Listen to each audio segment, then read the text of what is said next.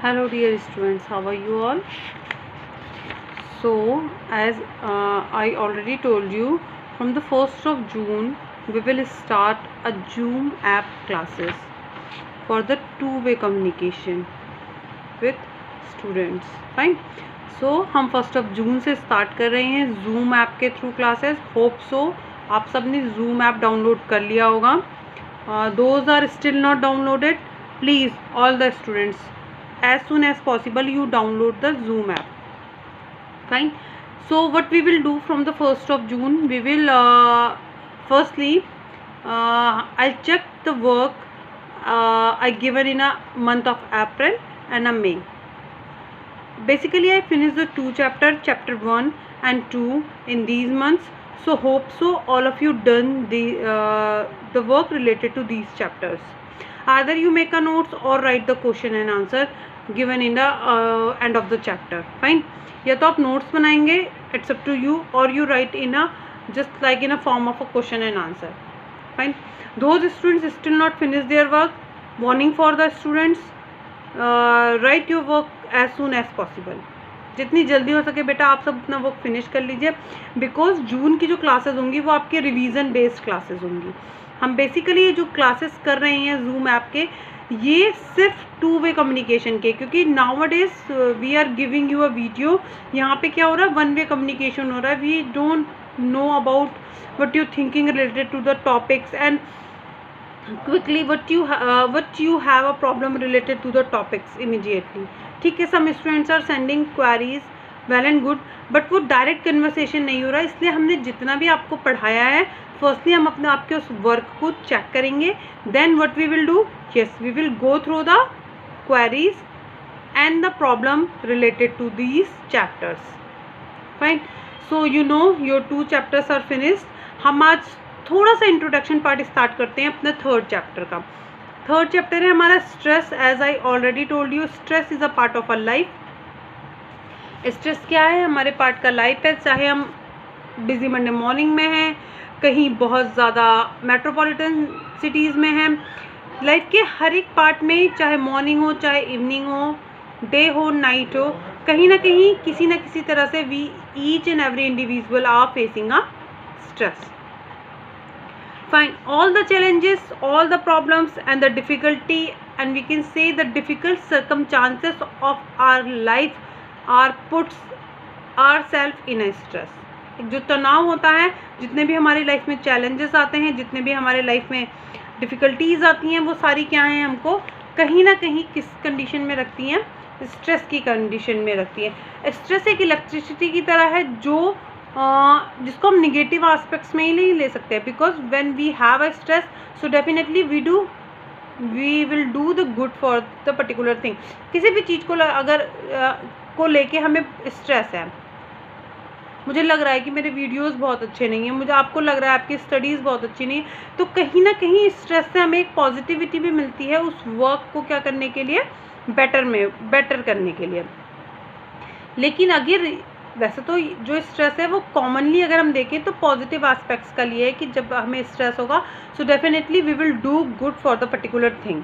Fine. But जब ये level बहुत ज़्यादा हाई हो जाता है, तो कहीं ना कहीं ये हमारे फिजिकल और मेंटल डिसऑर्डर का रीज़न बन जाता है. आप खुद ही सोचिए, आपका स्ट्रेस का लेवल बहुत ज़्यादा बढ़ गया है, तो क्या होगा, आपको हाइपर टेंशन होगा, हाई ब्लड प्रेशर हो जाएगा. इसके अलावा ये तो फिजिकल प्रॉब्लम्स हैं, इसके अलावा आपको मेंटल प्रॉब्लम भी स्टार्ट हो जाएंगी. बहुत ज़्यादा स्ट्रेस में रहने की वजह से कंसंट्रेशन की कमी आएगी, वर्क एफिशिएंसी कम हो जाएगी. सो ये क्या है, स्ट्रेस के क्या है कुछ स्ट्रेस से क्या है, हमारे पॉजिटिव पॉइंट्स भी हैं और कुछ नेगेटिव पॉइंट्स भी हैं. Fine. It is not possible for each and every type of stress that ये हमेशा ही गलत होता है, नेगेटिव होता है. Fine. Stress most of the times are good for us also. और हम यह कह सकते हैं कि we can't say the stress is bad for our self.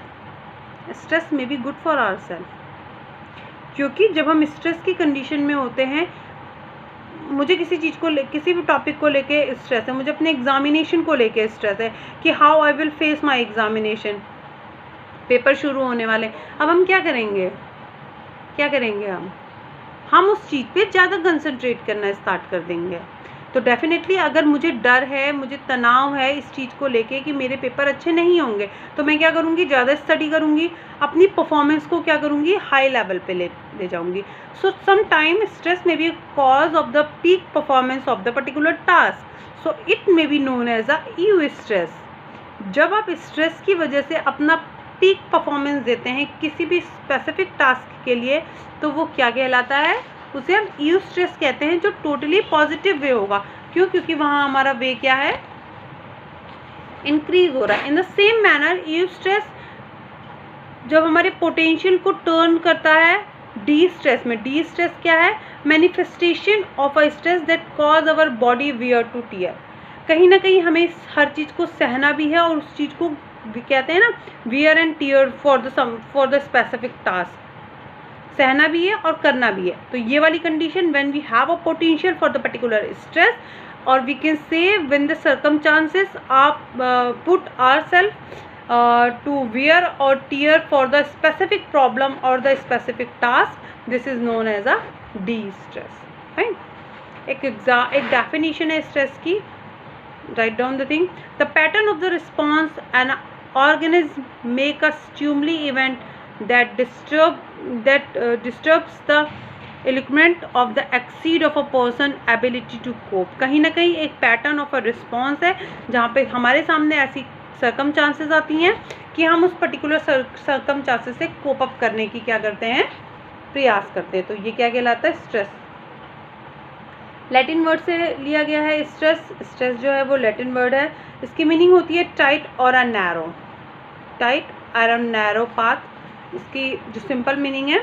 ठीक है, stress is often explain in term of characteristics of the environment that are different for the individual. ठीक है, ये एक इन्वायरमेंट के ऊपर डिपेंड करता है, मेरे लिए कैसी इन्वायरमेंट में मैं कोप अप कर सकती हूँ। तो वही पर्टिकुलर टास्क मेरे लिए हो सकता है स्ट्रेस ना लाए, बट हो सकता है आपके लिए लाए। In the same manner stressor are event the cause of our body to give the stress response. Each and every stressor, stressor कौन है, जो स्ट्रेस को ले रहा है। कहीं ना कहीं हर एक इंडिविजुअल एक दूसरे इंडिविजुअल से अलग है, और वो क्या है, कैसे उस स्ट्रेस को, तनाव को सहन करता है, ये क्या होता है, इंडिविजुअल टू इंडिविजुअल डिफर करता है। Fine, the reaction of the external stressor is called a strain. जब भी हम किसी एक्सटर्नल स्ट्रेसर की बात कर रहे हैं, एक ऐसा स्ट्रेसर जो कैसा है, इंटरनल ना होकर एक्सटर्नल है, तो उसे क्या कहा जाता है, उसे कहा जाता है strain. Fine, you write down the things, meaning of a stress, second eustress, third distress, and fourth one strain. आपको वन लाइन में इन चारों की डेफिनेशन लिखनी है। Write down these things. Fine fine, Selye ने इस पे वर्क करा। उन्होंने कहा father of the modern stress researchers define the stress as a non specific response of the body.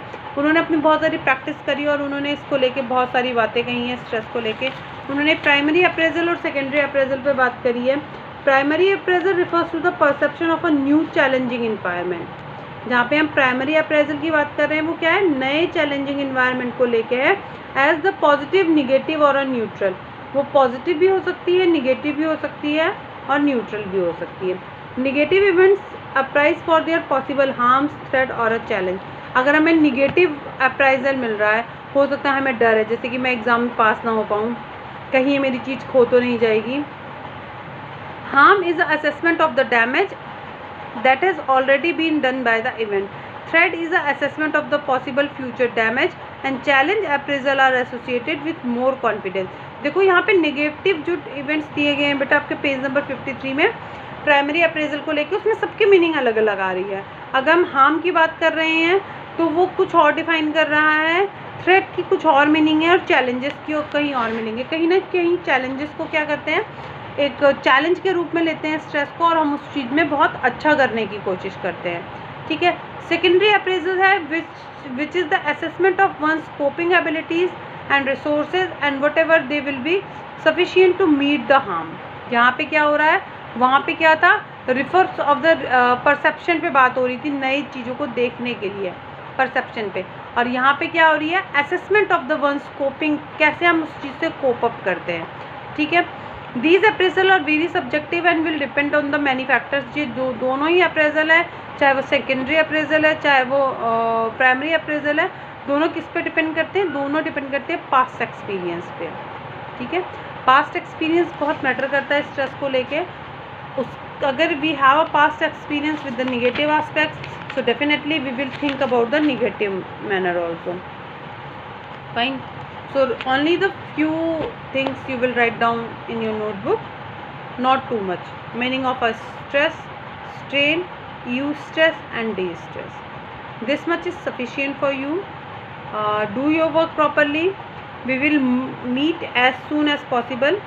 I think your class teacher given you a timetable of a Zoom app. So as per the timetable, I will send you a link.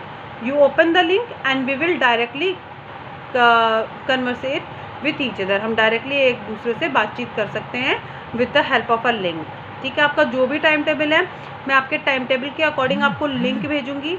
आपको उस link पे click करके direct क्या करना है, conversation करना है। Fine. सो बेटा, thank you and have a nice day.